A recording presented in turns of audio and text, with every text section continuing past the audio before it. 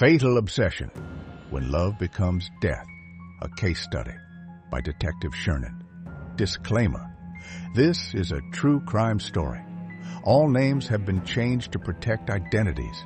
This content is intended for mature audiences 18 and contains descriptions of violence and psychological trauma. Viewer discretion is advised. The events depicted should never be imitated under any circumstances. Case overview. In the neon-lit district of Kabukicho, Tokyo, I encountered one of the most disturbing cases of my career, a toxic relationship that spiraled into near-fatal violence. What began as a professional encounter between a young host and a hostess transformed into an obsession so powerful it nearly cost a man his life.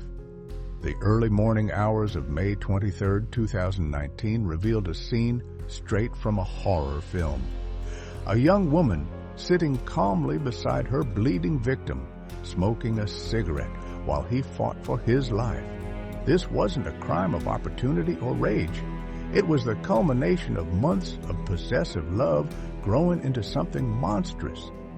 This case offers a rare window into Japan's host-hostess culture, where emotional performances blur the line between fantasy and reality. It explores how Alex, a young man who escaped homelessness to find success as a host, became entangled with Miko, a hostess whose infatuation evolved into deadly obsession.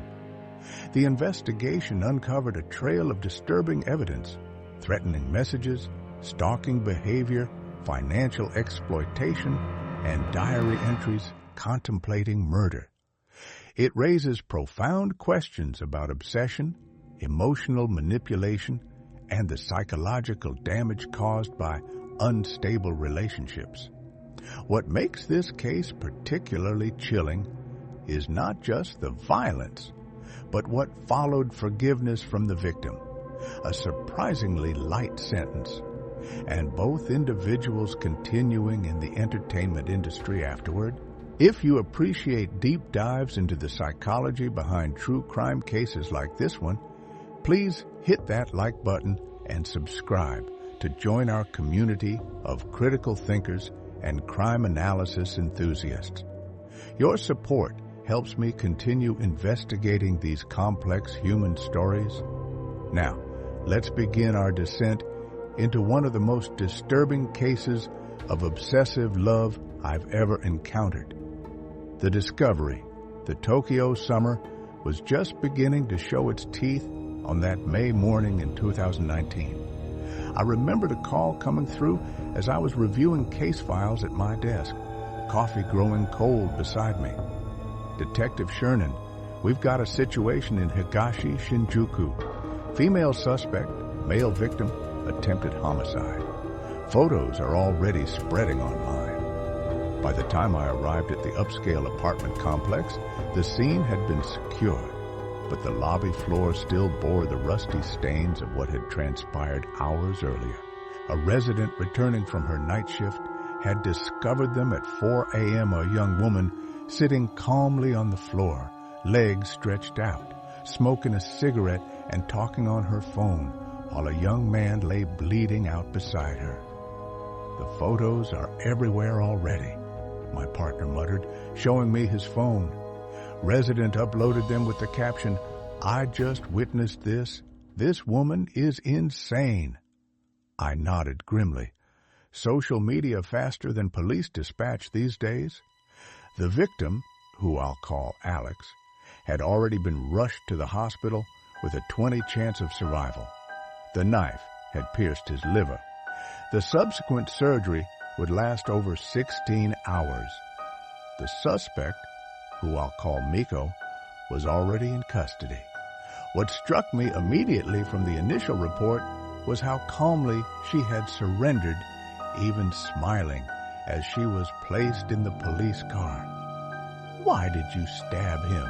an officer had asked. Her response chilled me. "Because I loved him too much. I had to kill him. I wanted to be with him. There was no other choice. This wasn't a crime of passion in the usual sense. This was something far more calculated, far more disturbing. I need everything, I told my team. Their backgrounds, their relationship history, every text, every call, every witness account from both their workplaces. What I discovered would reveal the dark underbelly of Tokyo's nightlife, where professional affection becomes a dangerous currency and the line between performance and reality dissolves completely. Have you ever wondered how quickly obsession can take over a seemingly normal person's life? Keep watching to find out how this toxic relationship developed step by step. Alex, from abandoned child to host club star. To understand this case, we needed to understand the victim. Alex's story began far from Tokyo's glittering host clubs. Born in 1999 in rural Tochigi Prefecture, Alex was one of 6 siblings in a desperately poor family. His childhood collapsed when his parents divorced during his elementary school years, scattering the siblings to different orphanages. They lost all contact. 6 children effectively erased from each other's lives. Life at the orphanage was brutal. School provided no escape as classmates mocked him mercilessly for being an orphan. Staff treated the children poorly, and violence and theft among residents were common. Alex's childhood case files painted a picture of a withdrawn, traumatized boy who trusted no one. After finishing middle school, he made the desperate choice to leave the orphanage rather than continue to high school. At just 15, he became homeless, picking up construction jobs when possible, sleeping in 24-hour internet cafes when he could afford it, and on cardboard in alleyways when he couldn't. How does someone survive that? My partner asked as we reviewed his history. I've seen this pattern before. Survival instinct. The same thing that probably saved him the night of the stabbing. His life changed dramatically one winter night while he was sleeping on cardboard boxes. A man approached, handing him 10,000 yen, roughly 100. Instead of begging in this cold, why don't you come work at my club? I'll pay you and provide accommodation. This man was a senior manager at Club Fusion, a host club in Kabukicho, Shinjuku, Tokyo's notorious entertainment district. For Alex, with no other options, it must have seemed like divine intervention. He became a host under the nickname Luna, and for the first time in his life, he had stability. A shared dormitory with his own room, regular meals, new clothes, and even his first ever salon haircut. The club manager became something of a father figure, teaching him the job, giving him pocket money, and even taking him to the hospital when he fell ill. The transformation in the surveillance footage from his early days to 6 months later is remarkable, I noted.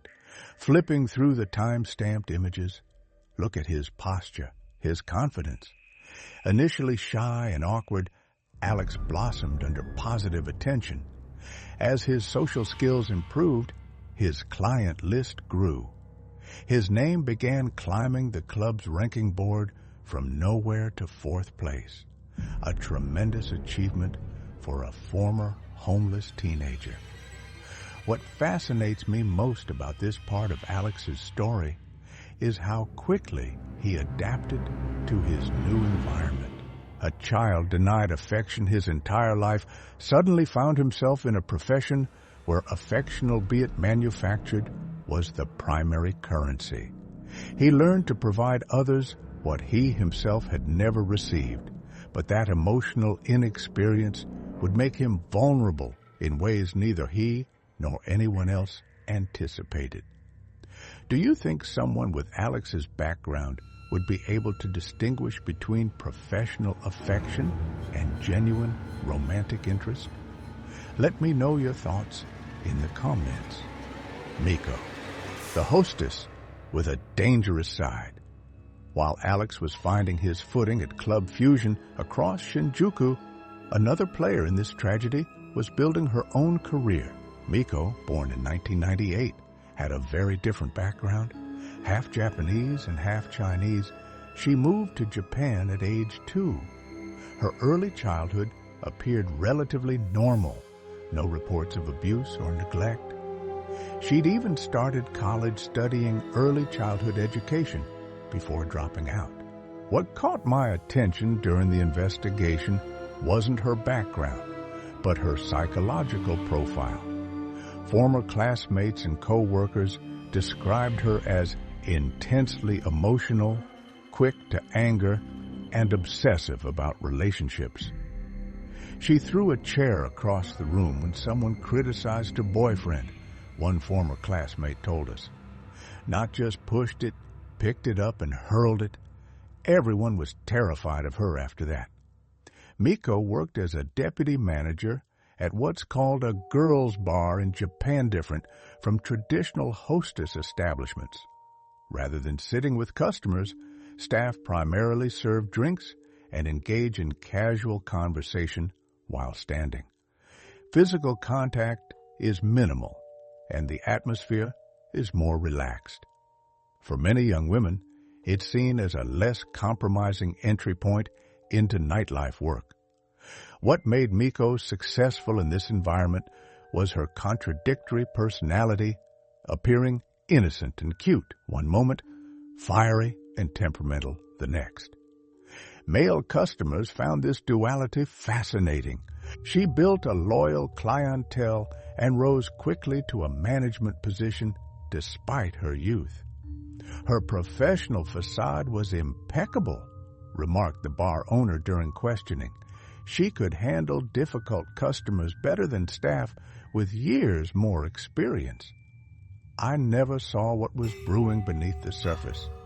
Colleagues described her as surprisingly generous in an industry known for cutthroat competition. She would share tricks of the trade with newcomers and help those struggling with difficult customers. Almost everyone liked her, but there were warning signs.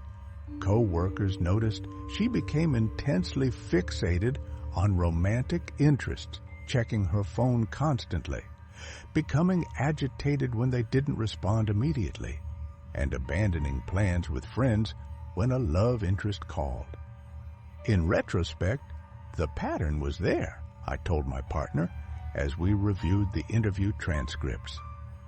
Classic borderline trait fear of abandonment, idealization followed by devaluation, emotional dysregulation. But it was masked by her professional competence. The tragic irony of this case is that both Alex and Miko worked in professions that commodify affection. Both were skilled at creating the illusion of emotional connection. But one of them couldn't separate the performance from reality. Have you ever seen warning signs in someone's behavior that others missed? What do you think makes people overlook these red flags? Share your thoughts below. The fatal meeting. In early 2019, Alex visited a girls' bar with colleagues, a common practice in the industry where hosts and hostesses often patronize each other's establishments to network and unwind after their shifts.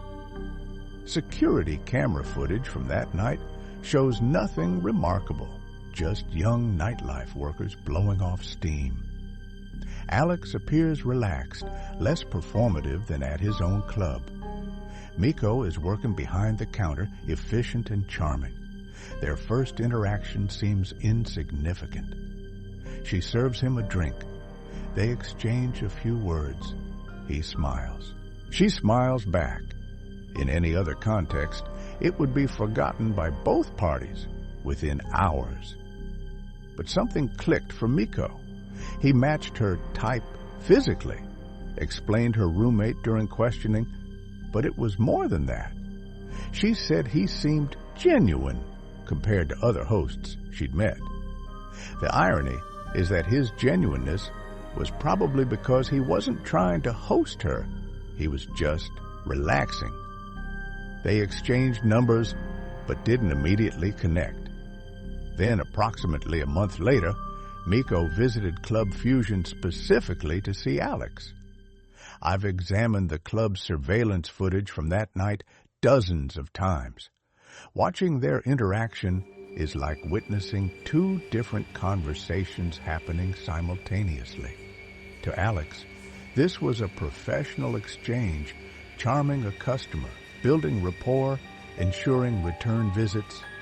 To Miko, this was the beginning of a love story. Look at their body language, I pointed out to my partner. He maintains the same professional distance with her as with other customers. But she's completely oriented toward him leaning in, mirroring his movements, finding excuses for physical contact. What happened next accelerated the tragedy. Miko began visiting Club Fusion 2 to 3 times weekly, spending extravagantly, sometimes over $1,000, approximately $10,000, in a single night on expensive champagne and premium whiskey. For Alex, this meant rapid professional advancement. In just 2 months, he rose from 4th to 1st place in the club rankings, an extraordinary achievement that dramatically increased his income and status. But Miko's spending wasn't sustainable. Tax records showed her girl's bar salary couldn't possibly cover such extravagance. After exhausting her savings, she began working as an escort in Shibuya, something she had previously considered beneath her salary to finance her visits to Alex. The financial investigation is what really revealed the obsession's depth, I told my team. She went into debt. She took a job she despised. She sacrificed her apartment quality, her wardrobe, everything, just to spend money on him. Meanwhile, Alex remained oblivious to these sacrifices. To him, Miko was simply an extraordinarily generous customer who genuinely appreciated his company, a pure business relationship between industry professionals. But the performance of affection in host clubs can be dangerously convincing. Hosts like Alex are trained to make customers feel special, to say, "I love you" with practiced sincerity, to discuss hypothetical futures together, to create the perfect fantasy of romance. For someone like Miko, already prone to emotional instability, these performances became indistinguishable from reality. I often wonder, would this tragedy have unfolded differently if either of them had worked in any other industry? What do you think? Does the artificial intimacy of nightlife work create particularly dangerous situations? Leave your thoughts in the comments. Obsession grows. By April 2019, the dynamics shifted. After 2 months of Miko's persistent attention and lavish spending, Alex began developing genuine feelings for her. They spent a night together, crossing the line from professional relationship to personal involvement. This is where the case takes its darkest turn. Text messages recovered from both their phones tell the story better than any witness could.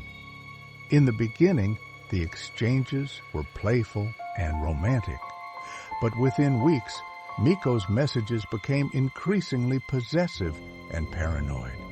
Where are you? Why aren't you answering? Who are you with right now? Are you with another customer? Tell her to leave. I'll pay you double what she's paying just to leave now and meet me. Alex's responses show growing concern and occasional irritation. I'm working. I'll call later.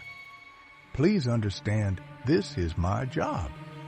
You know I care about you, but I can't quit my job. The frequency is alarming. Sometimes 30, 40 messages sent in a single hour when Alex didn't immediately respond. Co-workers reported that Miko would appear at Club Fusion unannounced, watching from across the room as Alex entertained other customers, visibly seething with jealousy. The toxicity was escalating in a textbook pattern, I explained during a case briefing. First love bombing, excessive attention and gifts, then isolation attempts, trying to separate him from his workplace and colleagues. Finally, controlling behaviors, demanding constant contact, and monitoring his whereabouts. Alex's dormitory roommates provided crucial testimony. They described how Alex began to show signs of stress, checking his phone anxiously, stepping outside to take calls, and making excuses to avoid discussing Miko. He was scared of her, one roommate stated. He wouldn't admit it, but we could tell. He'd jump whenever his phone buzzed. Sometimes he'd show us messages where she threatened to harm herself if he didn't respond. The breaking point came on May 20th, 2019, 3 days before the stabbing. Miko received a call from a friend who claimed to have seen Alex entering a hotel with another woman. Whether this was true or merely misinterpreted remains unclear. Security footage from outside Club Fusion shows Miko waiting hours for Alex's shift to end, confronting him on the street. Their argument is visible, though inaudible. Miko gesturing wildly, Alex attempting to calm her, eventually walking away as she follows. According to Alex's statement, Miko delivered an ultimatum that night. Quit his job as a host, move in with her, and report all interactions with other women or their relationship would end.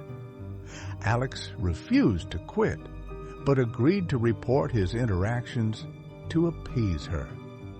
I think he genuinely cared for her by this point, I told my partner as we reviewed the evidence.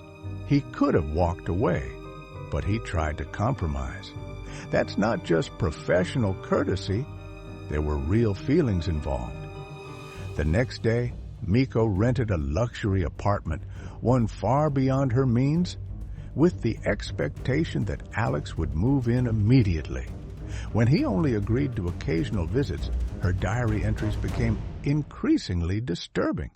If I can't have him completely, what's the point? He belongs with me or no one. The only way to end this pain is to kill him. Then we'll be together forever. These entries, found during the apartment search after the stabbing, revealed the deterioration of her mental state. What began as infatuation had morphed into something far more dangerous, a conviction that possession was the only form of love. I've investigated many crimes of passion, but the calculated nature of Miko's obsession stands apart. This wasn't a spontaneous rage, but a gradual acceptance that violence was the solution to her emotional pain. What do you think? Could anyone have intervened to prevent this tragedy? Were there missed opportunities to recognize the danger? I'd like to hear your perspective in the comments. The night of the stabbing. The events of May 22-23, 2019 have been reconstructed from physical evidence, witness testimony, and the statements of both Alex and Miko. That evening, Miko contacted Alex, saying she needed help cleaning the new apartment. After finishing his shift around midnight, he arrived at her place. Text messages between them were cordial, no signs of the impending violence. After cleaning together, Alex took a bath and fell asleep in the bathtub. He later woke up, went to Miko's bed, and fell asleep again, wearing only his underwear. It was approximately 3:30 a.m. While he slept, Miko took his phone and discovered photos of Alex with female customers at Club Fusion. These weren't romantic photo standard promotional pictures taken with clients, but to Miko, they represented betrayal. What stands out to me about the premeditation is her diary entry from earlier that day, I noted during the trial preparation. She wrote, Today might be the day. I need to know if he truly loves me or if I'm just another customer to him. At 3:50 a.m., security footage shows Miko entering the kitchen and selecting a knife with an 8-inch blade. She returned to the bedroom and stood watching Alex sleep for nearly 5 minutes. What happened next comes from Alex's testimony. I felt a sudden, terrible pain in my stomach. I opened my eyes, and she was on top of me, pressing down on the knife.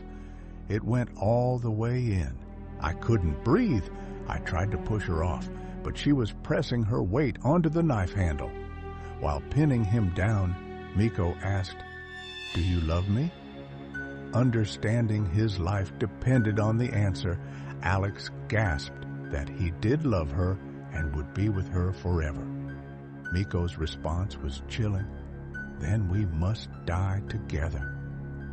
When she suddenly yanked the knife out, causing even more severe bleeding, Alex begged her to call an ambulance. Instead, she stood watching him silently, showing no emotion as blood soaked the bedsheets. Despite catastrophic blood loss, Alex managed to drag himself to the door.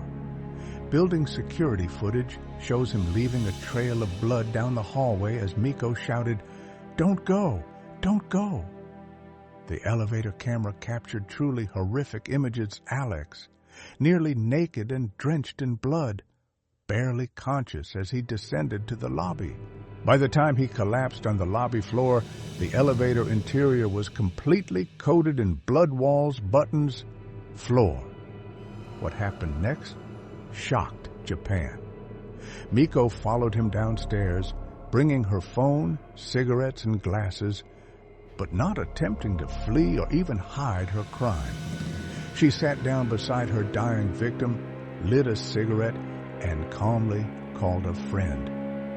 When police arrived minutes later, they found this surreal tableau: Miko smoking and chatting on the phone while Alex lay bleeding out beside her. The responding officer's approach was heavily criticized, I explained during a lecture on this case at the academy. Rather than immediate intervention, they waited until she finished her call before calmly talking her into surrender. Many felt this showed preferential treatment because she was female and physically unthreatening. Miko surrendered without resistance, even smiling as she was placed in the police car. When asked why she stabbed Alex, she replied with disturbing serenity, "Because I loved him too much. I had to kill him. I wanted to be with him. There was no other choice." Meanwhile, Alex was rushed into emergency surgery with only a 20 chance of survival. The knife had pierced his liver, causing massive internal bleeding. After a 16-hour operation and 51 hours in a coma, he miraculously survived, though his recovery would take months. I've investigated hundreds of violent crimes, but this case's calm, almost ceremonial quality continues to disturb me. This wasn't a frenzied attack, but a deliberate act carried out with terrifying composure, as if Miko believed she was performing a necessary ritual rather than attempting murder. What do you think this case reveals about obsessive love? Is it a form of mental illness or something else entirely? Share your thoughts below. The aftermath and trial. Alex's physical recovery from the stabbing was grueling. He spent over a month hospitalized, initially unable to speak or sit upright. The medical reports detail extensive damage to his liver and surrounding tissues. Physical therapy would continue for months after his release, but the psychological trauma proved even more debilitating. Hospital staff reported that Alex experienced severe hallucinations, consistently seeing Miko crawling on his hospital room window. These visions terrified him so profoundly that he begged to be moved to a room without windows. "I don't need sunlight," He told nurses, "I don't need to see outside. Please, just make the vision stop." Interviews with emergency physicians revealed they'd never seen such extreme psychological symptoms from a stabbing victim. One doctor hypothesized that the intimate betrayal, being attacked by someone he trusted while asleep and vulnerable, had damaged his sense of safety at a fundamental level. Meanwhile, Miko's psychological evaluation painted a complex picture. She was diagnosed with borderline personality disorder with obsessive features. The evaluating psychiatrist noted, "The subject demonstrates an inability to distinguish between love and possession." When the relationship failed to meet her idealized expectations, destruction became preferable to loss of control. Interestingly, Miko showed no remorse during initial interviews. She maintained that her actions were justified by the depth of her feelings. "If you truly understood how much I loved him," she told evaluators, "you would understand why I had to do it." The trial began on December 3, 2019. What stunned the courtroom and me was Alex's appearance. He attended voluntarily, sitting quietly with a gentle smile throughout the proceedings. This wasn't a mocking or vengeful expression, but one of genuine compassion. When reporters later asked why he was smiling at his attacker, Alex's response was staggering. "I have forgiven Miko." Prior to the trial, Miko had written Alex a letter from detention. Its contents were straightforward. "You must have been in so much pain, gone through so much suffering and despair. I'm sorry. I should have disappeared long ago." After reading this letter, Alex took an extraordinary step to petition the court for leniency, writing, "I don't want a harsh sentence. I hope Miko will have a normal life." Some speculated that Alex's forgiveness stemmed from fear of retaliation upon her release. Others suggested Stockholm Syndrome, but after interviewing him extensively, I believe his forgiveness was genuine, rooted in his own difficult life experiences and capacity for empathy. "When you've been abandoned and hurt your whole life," he told me, "you understand how pain can transform someone. I don't excuse what she did, but I understand it came from suffering, not evil." The court ultimately sentenced Miko to 3 years and 6 months. For attempted murder of punishment, many Japanese citizens considered shockingly lenient for such a calculated attack. The public reaction was overwhelmingly negative, with many arguing that such a dangerous individual shouldn't be released back into society so quickly. What fascinates me most about this case's aftermath is how both individuals continued their lives in the entertainment industry. Alex, returning to hosting with even greater popularity due to his newfound notoriety, and Miko, later becoming a social media influencer after her release. This transformation of trauma into entertainment reflects something troubling about modern society, how quickly we commodify suffering, and how thin the line between infamy and celebrity has become. Do you think Alex's forgiveness was genuine, or was he still under Miko's psychological influence? And what does the public fascination with this case say about our culture? I'd appreciate your thoughts in the comments. Lessons and warning signs.